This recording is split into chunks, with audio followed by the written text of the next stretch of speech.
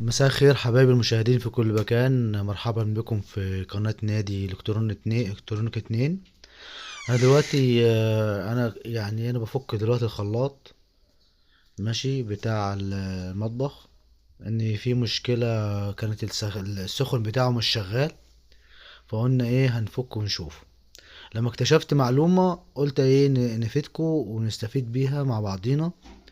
دلوقتي مثلا انا عايز اختبر الخلاط، بدل ما اجيب حد سباك يختبر الخلاط انا بنفخ دلوقتي فين؟ في الخلاط من ناحية السخن. ماشي. طبعا ناحية السخن ده شغال، طالما نفخت والمية نزلت من الحنفية من قدام يبقى كده شغال. فطبعا ناحية السخن اهو، الناحية التانية اهي. فانا بوريها لكم مثلا ايه بالظبط ان كده ناحية السخن. تمام. فانا انفخ كده في مية نزلت اهي، يبقى كده الخط بتاع السخن شغال اللي في الخلاط. ماشي. هعيد تاني من الناحية التانية، كده يبقى هو ايه الخلاط كده شغال.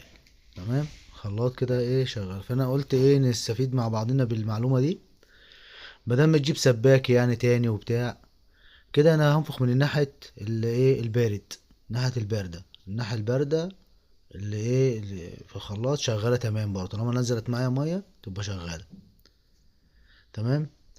فانا قلت نستفيد مع بعضنا في ايه المعلومة دي. انا طبعا مش سباك يعني انا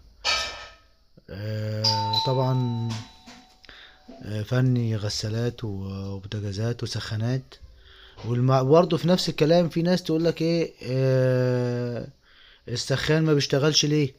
ما هي كانت ناحية السخن هي اللي بايظة، فناحية السخن مش شغالة، يبقى السخان بايظ في سدد او مش شغال.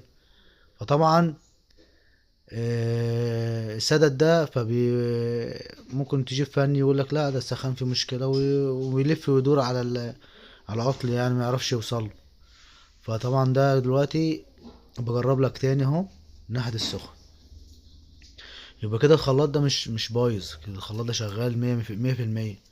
السدد بتاعنا فين؟ في الماسورة. عندنا هنا الماسورة بتبقى داخلة جوه في الحيطة، ملهاش محابس. فطبعا السدد في جوه الماسورة ممكن يكون حاجة فيها. انا بوريك دلوقتي تحت مفيش محابس خالص تحت، بص كده مفيش محابس اصلا. فهو ده التصميم بتاع ايه بتاع الشقة او السباك اللي صممها كده. فلينا سدد فين؟ في الماسورة من جوه. فطبعا ايه كده وقت انا بربط وبتاع وهنجرب والدنيا دي مع بعضين. بس فالمعلومة ديت يعني ايه احنا نستفاد بيها مع بعضينا، وفي نفس الوقت كمان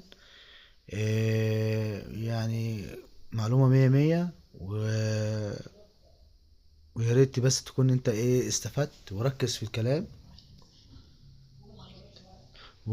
مثلا تفعل زر الجرس وتشترك في القناة ولايك وشير. ودلوقتي انا هحط الفيديو دوت على الفيس. ماشي. الفيس اسمه لهب للبوتاجازات. وعايزك كمان تخش على القناة وتشترك كمان عشان يوصلك كل جديد، ودعمنا عشان يوصلك برضو كل جديد. وسلام.